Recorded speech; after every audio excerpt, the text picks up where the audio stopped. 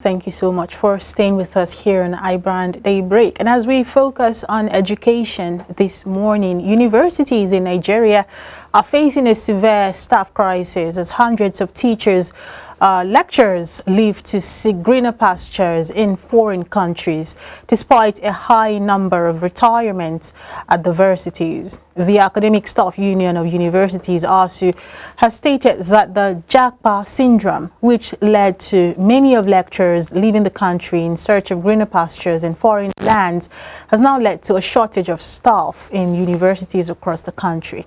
The union said there is currently a high number of retirements at the universities in Nigeria, indicating that President Bola Ahmed Tinubu has approved the implementation of 35% and 23% of salary increment for staff of all federal tertiary institutions.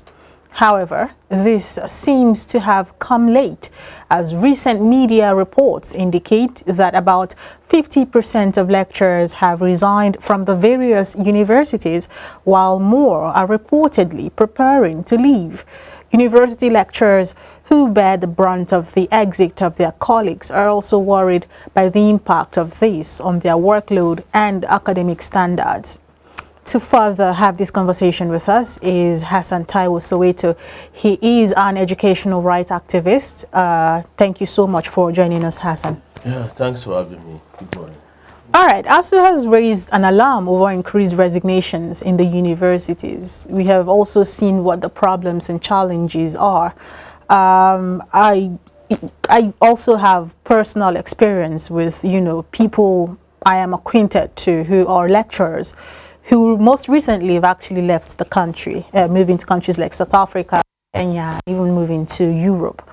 And of course, it is very obvious the effect this is going to have on an already dwindling education sector. But do you think the lecturers in question are justified, leaving the schools like that? It's not a question of justification. It took them so long. Different professionals have been living these droves over the past 20 years. Nigerian lecturers have stayed put with this country during the high point of military autocracy, when lecturers became paupers on the basis of the resource of the government to staff them because of their agitation and their incessant strikes. Since the dawn of a civil rule in 1999, ASU, the work part with the government. Condition of the lecturers, their working conditions have continued to nosedive regardless of those struggles. And yet, the lecturers waited. In 2013, the government conducted what they call a needs assessment of Nigerian universities. And they discovered universities that had laboratories which lacked Bunsen burners and instead were using kerosene stove for their practicals. They discovered libraries with no books at all. These were the conditions that the lecturers have been facing for so long in this country. So that the question actually should be that what took them so long? Because other professionals didn't even wait. Doctors have been leaving this country, nurses have been living for years. But what it all leads to is the clear conclusion that Nigeria is on the verge of collapse. And that collapse is not even for the point of view of the economic crisis that we face, but the point of view of a frightening lack of human resources that is required to build a nation. And that is becoming apparent now, but it will become even more apparent in the coming years. We are going to have patients going to hospitals with no doctors to attend to them. We are going to have students in universities with no lecturers. Because even the current generation of graduates are not even waiting to put down application to anywhere to even see whether there's any decent jobs waiting for them. right from the university now, from part on the final year, people are already arranging their japa. The same with doctors. So that unlike the previous generation that would even work for a few years before they would then travel out of the country or relocate. So that for the current generation that are living, there will be no replacement. And that is the byproduct of, first and foremost, the very terrible underfunding of public education over the decades. But also, on the basis of the worsening economic climate of this country, the security situation, the corruption of the ruling elite, the sense of, the absence of faith in the future of this country that everybody feels because of the way things are going. So that at the end of the day, it's not the lecturers that should be blamed. It is the government, the ruling elite, whose policies over the decades have led us to the current situation that we are in. All right, but we saw, of course, in my submission, we did mention a 25 to 35% salary increase for staff of federal tertiary institutions. You don't think that is in a way going to help ameliorate what the lecturers are going through, especially as it regards their welfare and how they are pulling through daily? The problems are so much that just a minor wage increase cannot resolve it. And I'll give you an example. A lecturer is a permanent student. A lecturer is not, that's the major differentiation between an academic person from other professionals or workers. Is permanently conducting research. So that even if you get it right from the point of view of wages, something which they have not even got it right, they are still owing lecturers 6 months of, or 8 months of salaries they would earn because of the research strike. Professors still don't earn more than 450,000 or thereabouts. In an economy where, political office holders are earning millions. But beyond all of that is the fact that when you look at the condition of the tertiary institutions, the public ones, what kind of research is going on? And that is not the fault of the individual. First and foremost, there are no facilities to work with. Then secondly, even the product of research has no immediate use, because those who are ruling us are completely giving up on the task of development, the task of national development. Which is why it's interesting that even in your opening speech, you said many of these lecturers are going to Kenya, they are going to South Africa. What they are simply doing is it's not even just from the point of view of the salary. Many of them are going to environment where the furtherance of their own research can be enabled. Maybe because in those places they have some universities that are a bit of standard, or they have active research, funding for some of their works. But here in the country, nothing. There's nothing. Final year people's projects. How does it? People do the project and that's the end of it. Now you have people who study engineering, who study chemistry, who study this, working in different fields. Some of them are doing affiliate marketing on WhatsApp. Somebody who studied engineering for 5 years in a public university is doing affiliate marketing. People now seek employment, and employers now also employ, not on the basis of what have you studied. So even from that point of view, as an academic person, as a lecturer, the whole point of education, it's already defeated, it's already undermined in this environment. All right. And that is a very big factor. In your earlier submission, you said why the question should be why the delay in the exodus? Yeah. Amidst the problems that they have been facing, We have doctors, nurses who have been going in their droves. So why the delay in the exodus?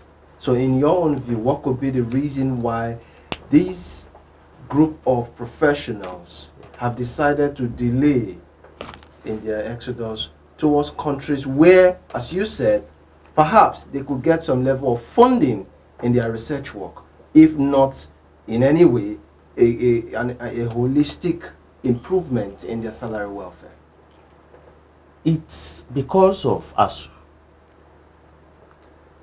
ASU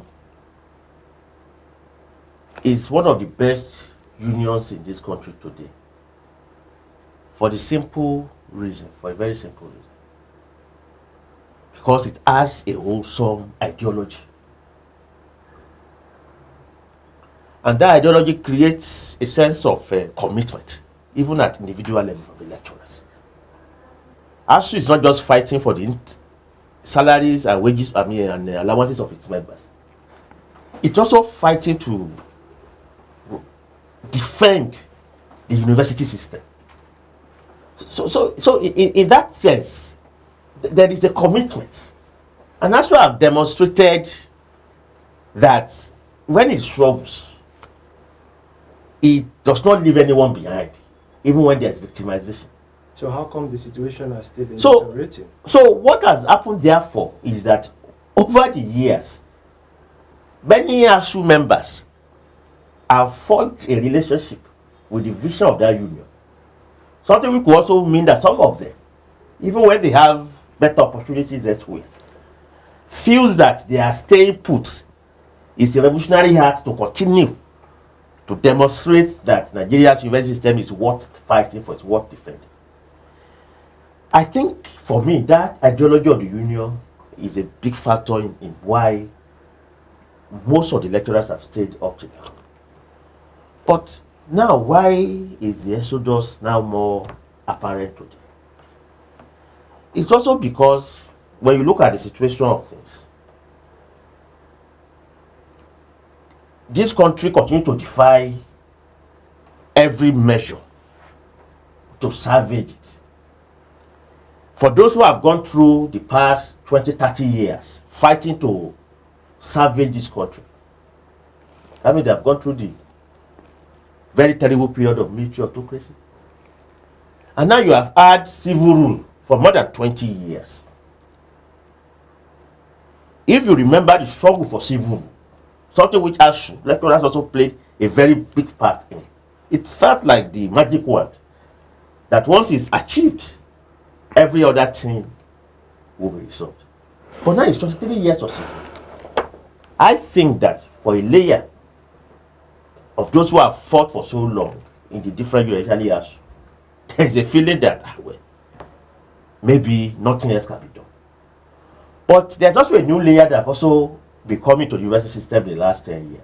They are the newer generation who don't have the same staying power of the older generation. And in the age of internet and co, they immediately see the condition of the academic equals elsewhere. And from that point of view, they cannot stay. So I think these factors has also led to the situation that we are in today, whereby more people are leaving. But at the end of the day, the fault lies and the responsibility lies on the head of those in charge of the affairs of this country. Because the lecturers have given, if the lecturers have stayed for this long, it shows that they have given the regime, the government, the ruling elite, more than enough opportunity to get things right. Today, the university system is almost a shell. And on the basis of the new policies that the President Tinubu regime has brought in, especially with regards to the student loan, the collapse of the university system will even become more manifest in the coming period. I mean, like, we have examined, but we have done the research work. And the ASU president himself already spoke to this about 2 weeks ago, that most likely in the next 3 years, we are going to have at least a 50% decline in the enrollment in the student population in our public university system. Why? Is because on the basis of the current ongoing wave of fear, on the basis of the student loan, we are going to have a decimation of the university system to the extent that those who are already undergraduates, who are already in the system, they will have to struggle to meet with the rising cost of education. Those who will be able to stay and survive will be those who are lucky to get the loan. And as we have done, discovered in our research, very few people, a minority, will be able to do that. Maybe less than 27%. If you are talking about the entirety of the tertiary education sector, polytechnics and college of education, included. But if you are talking of just the universities alone, there are just 91 universities, public universities in Nigeria. All right. With about 1.2 million students.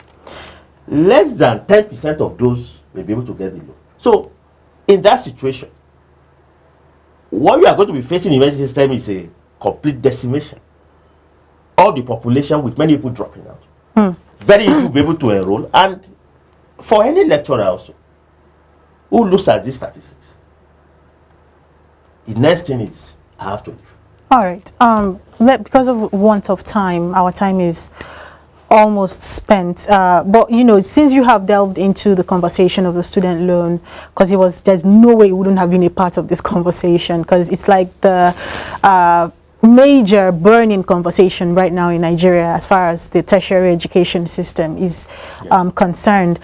Several times on this platform we've had this conversation with you, and of course it's not news. We already know that President Tinubu has said he will go ahead with the student loan bill come January 2024. Even with all the reactions trailing that announcement, he has seemed to be adamant. And you went ahead to make a publication that we have with us this morning in the studio, 10 reasons why the Tinubu's student loan policy is a scam. You seem to have a lot of points, a very small book, but flooded with points that you have made. Can you take us through the idea, the reason why this publication has become necessary, and all the other points that you'd like to make bare, and for people who would like to get this book, how would they be able to do that? Thank you very much. We felt that given the resolve of the government to impose this policy, that we needed to take our case to the court of public opinion. And that is why we produced this publication. One, to expose the inconsistency and contradiction of the policy and its unworkability. And also to present an alternative vision for public education. So that in this publication, which we call 10 reasons why Tinubu student loan is a scam, we identified 10 principal reasons. There are more, but 10 principal reasons why the loan system is unworkable. And they are not so different. Those are not so different from things we have been saying. One is that it's a gimmick for government to evade responsibility towards funding public education. It's a small screen to take public education out of the rich or the poor, and we have evidence and a fact to support each of these. It will transform public education into a business and students into customers. Then it has not worked anywhere else. That is like our fourth reason. And we look at the situation in the UK and the US. In the UK, for instance, it takes people officially 40 years to pay their student loan. So if you graduate in a Nigerian university at the age of 27, and you have to pay a loan for the next 40 years, that means that at the age of 77, that you'll be free of a loan and you now begin to live your life. But of course, we know what the life expectancy is in the country. But before you even finish paying your loan, you are dead. The US, it's a major problem. And the fifth one is that we only cater for a minority of the student population. Like I've said, for the university system, maybe just less than 10% of the student population, not of the entire student population, but of the indigent student population, will be able to get the loan. Those who don't get it will have to pay enormous fees to be able to survive. The other thing is that it will not resolve the problem of access even for the minority that's able to get the loan. Like I've identified, tuition, which the loan is supposed to cater for, it's just about 10 to 15% of the entire regime of fees that students pay. Students pay for accommodation in Akoka, again, where you have the University of Lagos. Accommodation can go for as much as 200 to 300,000. So if a student gets a student loan and they pay their tuition and they don't have money for accommodation, exactly what has the result for them? It will subject beneficiaries to lifelong indebtedness. It will also lead to mass dropout and decline in enrollment. it will lead to job loss for education workers, and that's what I just touched upon.